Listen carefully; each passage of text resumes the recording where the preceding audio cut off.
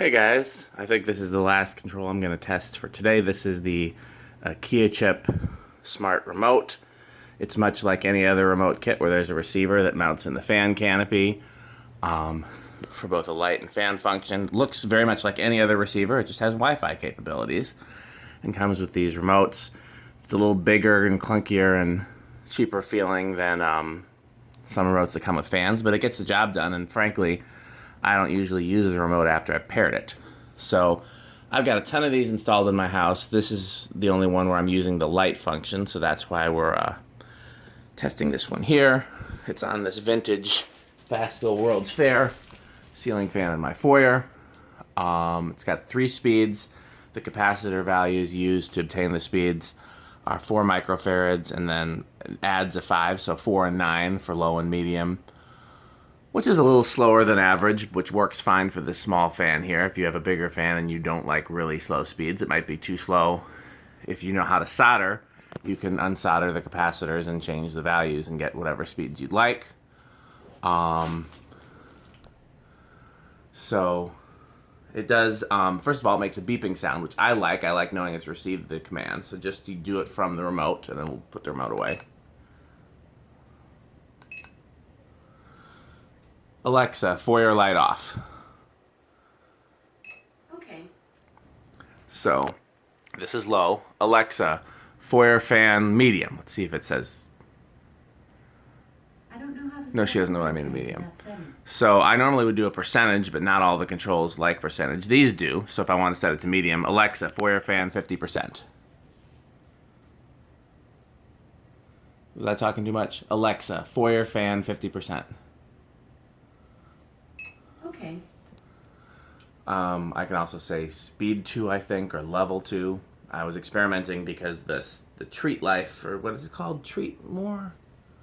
Yeah, Treat Life control on the dining room fan doesn't like percentages, and I found out what it likes best is level 1, level 2, etc. Biggest downside to these is they don't have a light dimmer, so I'm actually using smart bulbs in there, so they have their own dimmer. And the other downside is that I think they're very fickle. I've got almost a dozen of these installed in various places in my house, and it's probably taken, I've had to buy and return several. Some of them wouldn't pair, some of them would pair and then they would lose the signal, and then they wouldn't be able to pair after that point. I've had one that just medium turned into high, and it didn't appear to be the capacitor. Maybe the relay was stuck. So yeah, the downside, I've got one, there's actually this one, where some of the buttons on the remote stick, and then you can't, just try going to high. So yeah, it took a bunch of pushes to get it to go to high, and sometimes it won't work unless I take the battery out and put it back in again. Now again, I don't ever use the remote, so that's not a big deal, but just little quality control issues with these. They might be the cheapest. I know you can get them from the QIACHIP store, and then there's another store that sells them, I think Cool Auto. And they don't say that they're the same one, but if you buy them, they're the same one. There's, I think, 2 different stores that sell basically the same thing, and they both appear to be made by QIACHIP. Alexa, foyer fan level 1. Okay. Now these do the thing where when you set them to low, they go to high first and then drop to low. I like that idea in theory, but in this case, it goes to high for far too long when you set it to low. It needs to be very brief. And then also, if you have it on high or medium and you tell it to go to low, it goes to high first, and that's completely unnecessary. It's already moving. The only point of that is for when the fan is stationary and needs a little extra push to start on low. So I don't particularly like that feature. I like it in theory. Like I said, if it was just a slight push the way that the Mo's or the QKDS control or even the Treat Life control do, that would be fine. Yeah, there's the remote. Let's see if I have any. I've got a couple. Like I said, I've had a couple of them that have failed. Let me see if I have any that I can show you. Yeah, here's what the receiver looks like inside. This is one that failed. And you can see the antenna connecting to the Wi-Fi board. See the 5 microfarad capacitor there. So, again, when I first found these, I was overjoyed because they were an affordable way to make fans smart. But they have their flaws, and I'm phasing them out. Again, there's that dining room fan that you saw in the Treat Life video was originally QIACHIP, and then when I found one with a dimmer, bye-bye QIACHIP. 2 in the garage were going to be QIACHIP, and then when I found out that I could modify the Mose controls to work with 3 speeds, that just ended up being a better, you know. I've got one in the garage that keeps losing the Wi-Fi, but then when you turn the power off and back on again, it finds it again.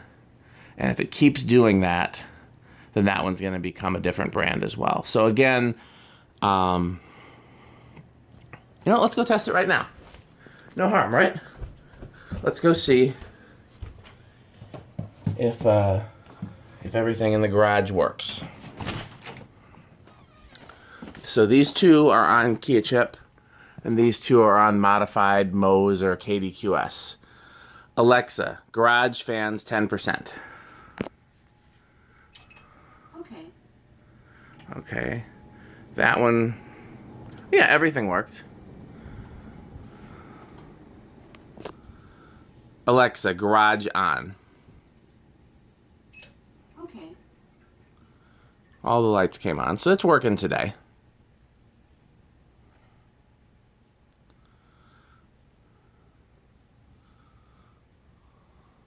Alexa, garage fans 50%.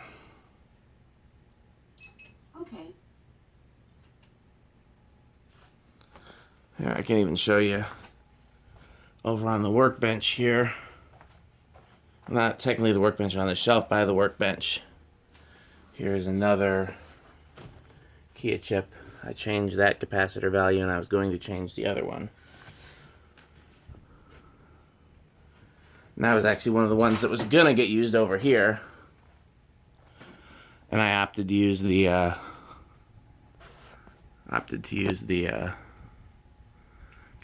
other brand. I can't remember the name. Huang instead.